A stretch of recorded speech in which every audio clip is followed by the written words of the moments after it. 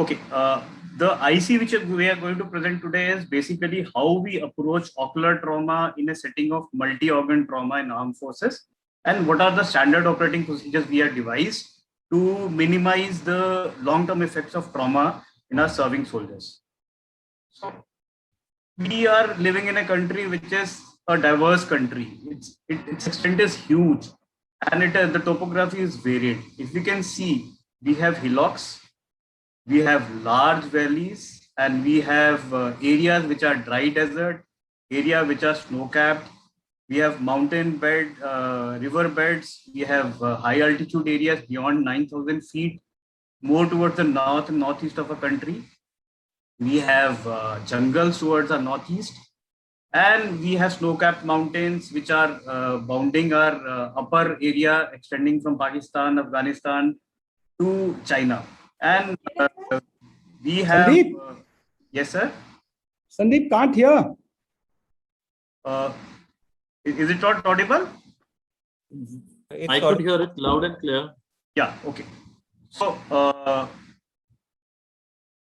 if we see the central part of a country, heartland has got multiple waterways, rivers which ebb and their water levels increase and decrease depending on the situation.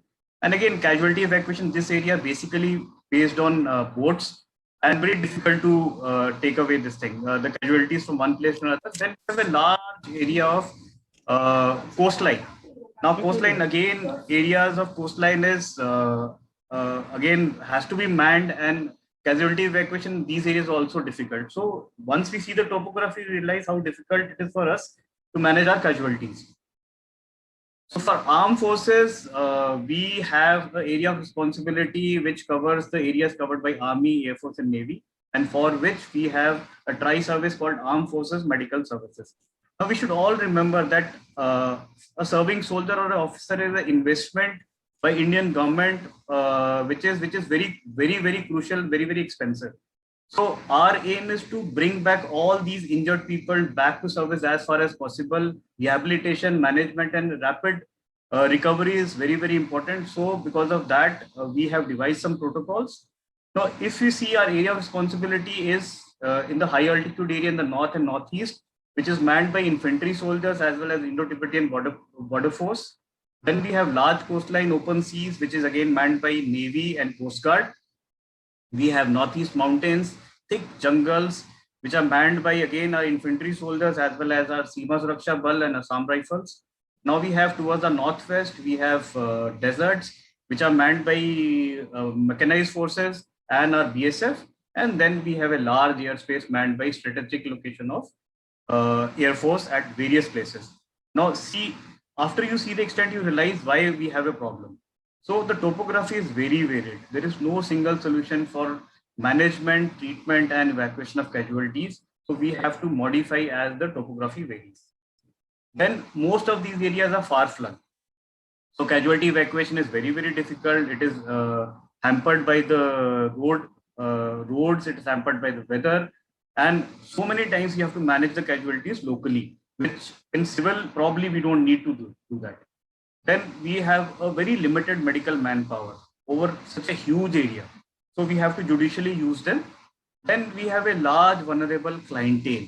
Now this clientele is open to kinds of injuries which are normally not seen in civil settings. So these kind of injuries you really see. You never see improvised explosive devices, very less you see.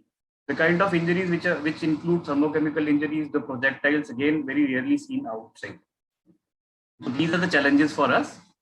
Then most of our clientele is prone to terrain and weather specific trauma. Like in high altitude area, we can have frostbites, high altitude related illnesses. Then in Navy, we can have decompression illnesses, decompression sickness. Then the incidence of head trauma is very high in our settings. And we get optic nerve injuries and we get Terson syndrome, very common. So these all have to be kept in mind when we plan our management protocols. So what are the solutions in such a scenario? So most important solution here is to have a standardized protocol for management of trauma so that we are never caught off guard. So these are the 4 pillars of our standard operating procedures. One is echelon-based medical support system. Second is training, which is probably one of the most important things. Extensive use of telemedicine and robust casualty evacuation system, which these four pillars have really helped us in managing our patients. So if you see echelon-based medical support system means every step, the management and the manpower is different. So at the periphery, at the extreme periphery, the management is basically life and limb supported. So accordingly, the management remains as tourniquets or clotting agents and just a first aid. Then as the level of management goes down, the complexity of surgeries increase, going on to tertiary care centers where multi-specialty management is done. So the idea is to have a current route from surgery to definitive care already defined, which we already have in most of our scenarios. Now this, if you see, we take care of the fact of platinum 10 minutes and golden 1 hour for life and limb saving. So this is the first hour management. Then after following that, we have 12 to 24 hours window for ocular injuries. So most of the ocular injuries are managed within 12 to 24 hours in our scenario by whatever means possible and going backwards. And what another thing we have done in armed forces is having surgical capabilities as far ahead as possible. Maybe not at this level, but most of the other levels have some amount of surgical capabilities as we'll discuss later on. So the most peripheral posts have people who are basically the infantry soldiers. They are trained in basic life support and they are known as battlefield nursing assistants or BFNAs. Then in some posts, we have nursing assistants, and extreme posts where evacuation is not difficult, we have medical officers who are trained in both basic life support and advanced life support scenarios. And the equipment what they have is usually sat phones for telecommunication and basic first aid in most of the scenarios. Following this peripheral post, we have the next is static border hospitals or mobile surgical units, where surgical teams are available, and few scenarios like in northern sector and northeast sectors where chances of trauma are very high, we have ophthalmologists also. So these have surgical capabilities either in the form of container-based surgical OTs as shown here, or we have dug-in OTs in forward locations.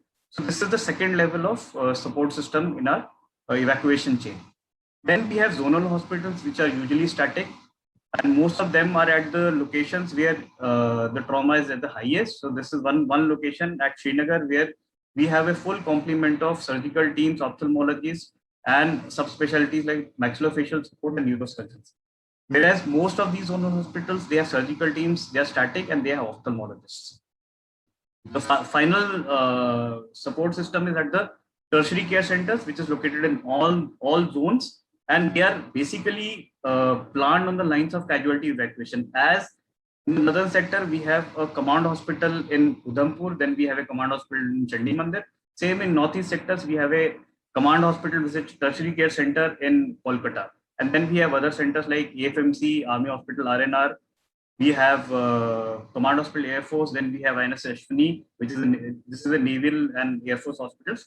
So these centers, either complex casualties are directly evacuated there, or they are after stabilization they are referred there.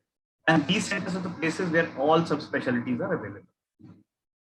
So we should remember, whenever we have a eye trauma, we should never forget most of these patients, if they are in high impact trauma zone or a road traffic accident, they can have multi-organ trauma also. So all our care providers are trained in few things, which is again very important for everybody.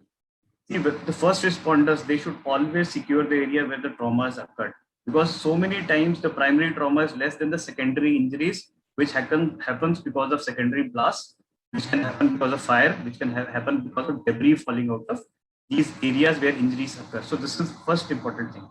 Second thing is, whenever we see an eye injury, we jump onto the eye. Wherever we should always remember, the first priority is life and limb saving.